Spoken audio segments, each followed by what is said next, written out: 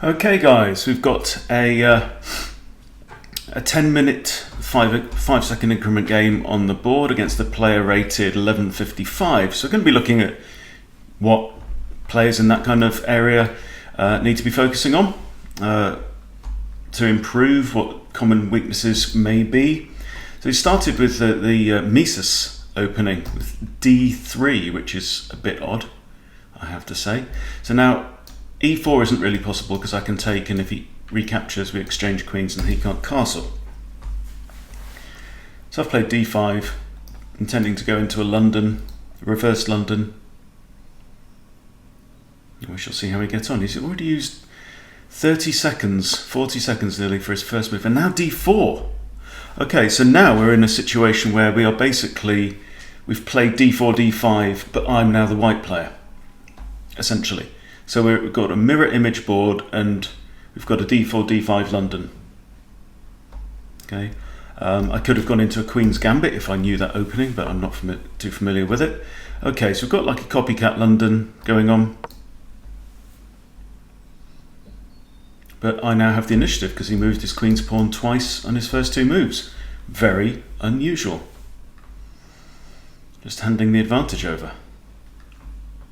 I'd imagine if he plays D3 as his first move, then he should already know how to respond with D5 if he's over 1,000, if that's his normal opening. Unless it was a mouse slip and he intended to play D4 on the first move, who knows? Okay, so knight out. I think this looks standard. Both competing now for this square.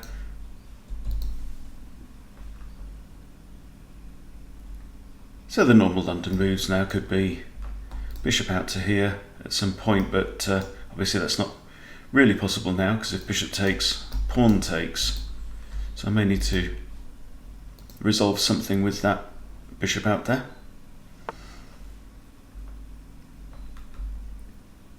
Okay, now I think knight f6.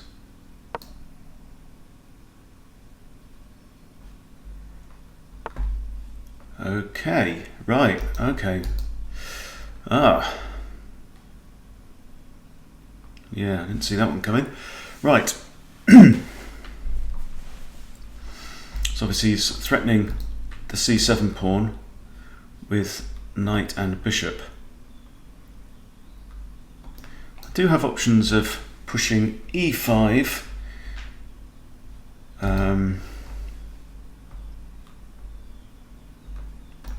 Or bishop here. So bishop takes, pawn takes, knight takes, and our king has to move. I potentially lose two pawns that way.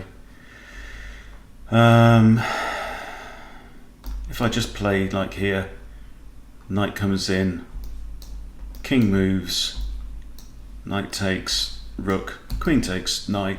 That's not too bad. I have lost castling rights. Bishop to here, I don't really like too much.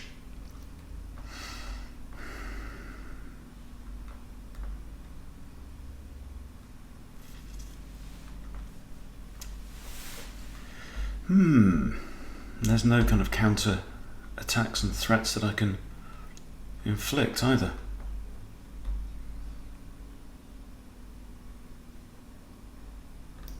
So bishop here, bishop takes, pawn takes.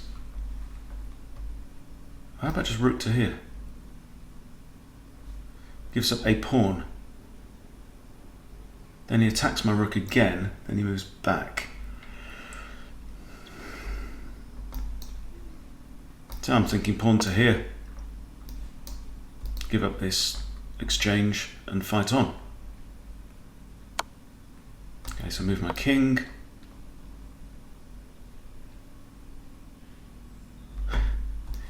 He can't put his bishop there much as he'd love to. So I have king takes. So I'm expecting knight takes rook now. Okay, recapture of the queen. Okay, game on. So now what I want to do is get my king to safety, which means kind of developing this bishop. So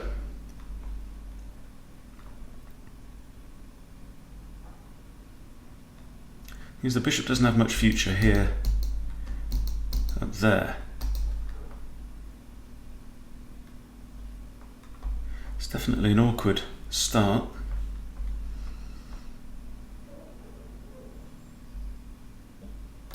I think I'm just going to go quiet. Move my bishop, get my rook centralised, get my king behind here. I think I'll probably, just put that bishop there, probably keep it there. So now we have to compete on tactics. Okay, so he's coming after my knight, that's fine.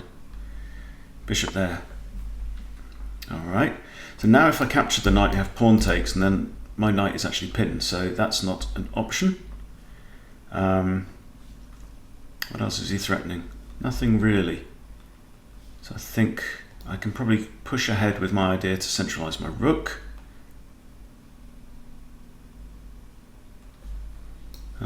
First I'm just going to bring my queen over, actually.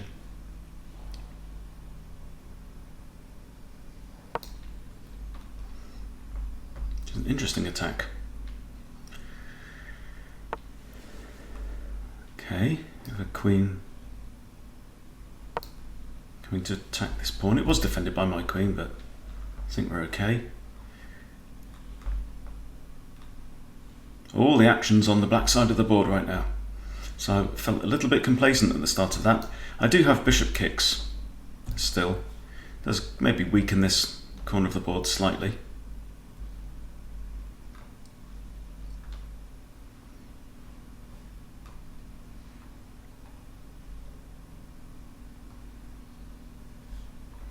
I don't like having this bishop lined up there. Oh, we've got a check. Interesting.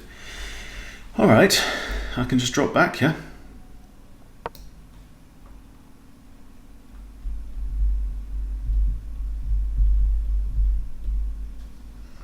Bishop takes, knight takes, or queen recaptures. Okay, I can actually capture with the queen here or the knight. But I think that would worsen the knight because it doesn't have too many prospects from that square. So, and this knight wants to move forwards at some point. For example, if queen here, I've got a fork. Always looking for forks. Okay, let's recapture there. So he's simplifying now. He's up the exchange. I have the bishop pair. And he's got more pawns on dark squares right now, which makes life harder for my dark square bishop. Also, I'm going to struggle to get my king to safety. So,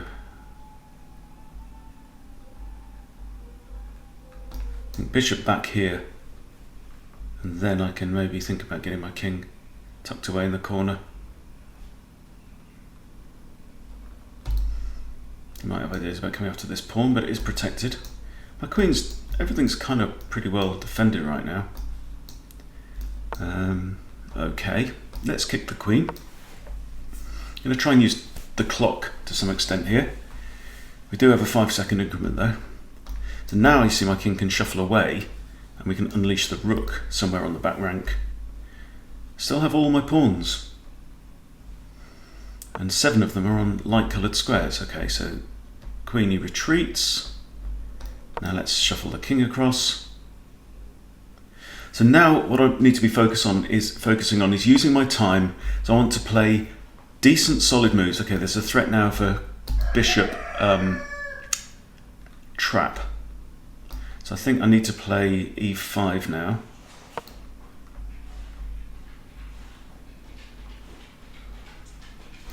Pawn takes, so I can just drop the bishop back here. So I've got ideas of a discovery now against the queen.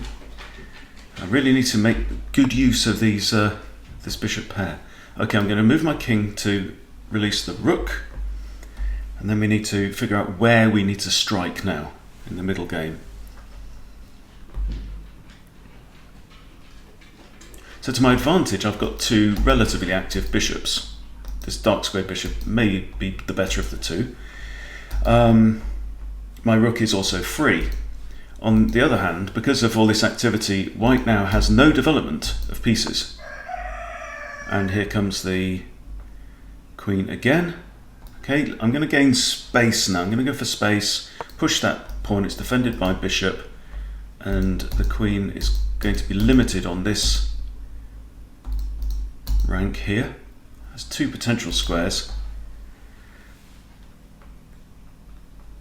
This is a nice solid way to control quite a bit of this 5th rank. Okay. Now I think the rook should come across. Maybe preparing that.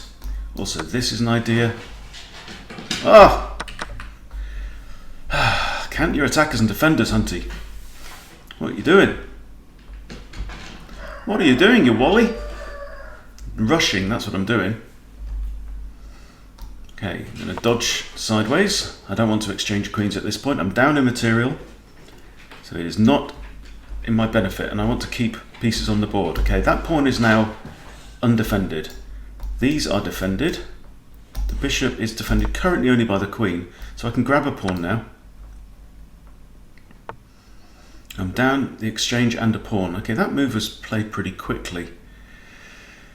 Don't know where this king's going to end up of whites. Yeah, let's just drop the queen back. So, yeah, what I'm doing here, okay, king and queen are in line.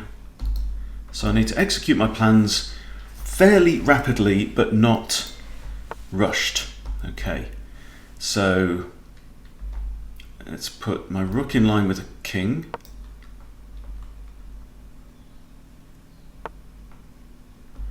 Okay. Now if I take the pawn, we swap off queen, so that's not in my interests. And I don't have to take, so I'm going to move this bishop now. Now if pawn takes, bishop takes, and this pawn is pinned. There may be ideas, maybe tactics here. Okay, so he's defended that pawn. Actually over-defended it. It was defended quite alright already. I have a tactic now. I can capture this pawn because its only defender is actually pinned against the king, so that's another free pawn. I'm down the exchange but currently up a pawn.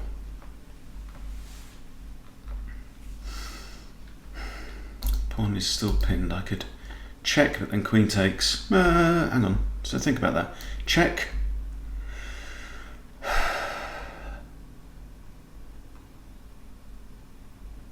I think that might be winning, actually. Look at this, check there, right? If queen takes, queen is lost. If queen blocks, queen is lost. King moves away, queen is lost. Let's go for it and see what happens.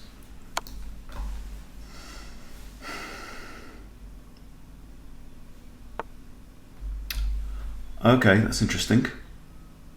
Didn't see that one. Alright, so is there any advantage coming here? So say check there. There's no way to block, the king has to move. Then I can save my rook from the evil queen. Where's the king going to go?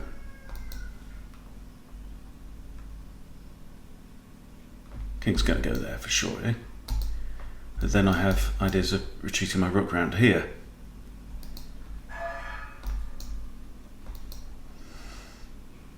Just didn't spot the bishop block there. My opponent did well. And now only 1 point down in material. And I have arguably better king safety. Also, this rook is playing no part in the game whatsoever right now. Okay, that's what we expected. So now let's drop the rook back to here. Yeah, with ideas of rook there. That will force this, then check maybe. Increase the pressure.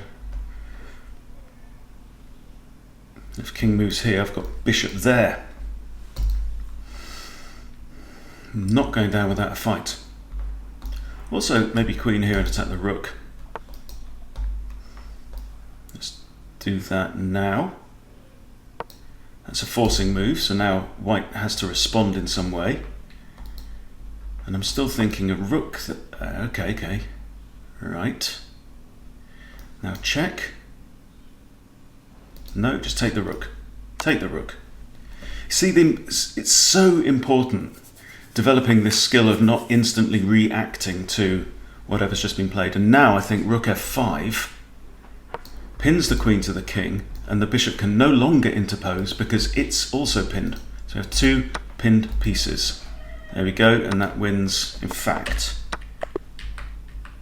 Okay, we have resignation. I didn't think I'd made that move, but yeah. I could have actually captured the bishop first with check, and then won the queen as well. So there you go, wow. I was on the ropes there at the start. So what did I do wrong in the beginning? Let's just check this out. This double d-pawn move really surprised me. And this all looks so normal, right? And then from nowhere, this knight comes in. So there's a reason why they say in the London system, complete your pyramid before developing all your pieces. So, you know, I was very casual bringing this knight out to f6 and completely missed that move. So, I mean, my opponent's played very well. Maybe this is something that he plays a lot. I don't know. Very, very interesting, though. But you can see there the power of tactics. You know, if you know your tactics, if you know what to spot for, what to look for, and particularly to develop the habit of not instantly reacting to the first thing that happens. Because I was able to claw my way back into the game there and then eventually crush my opponent. And it's all using tactics. It's spotting out for the patterns, spotting out for potential forks, potential pins, all that kind of stuff as well. So there you go. That was a roller coaster, wasn't it? I hope your heart rate is slightly lower than mine right now, but thank you for watching. Please subscribe to Chess Bootcamp if you haven't subscribed, and I'll see you soon.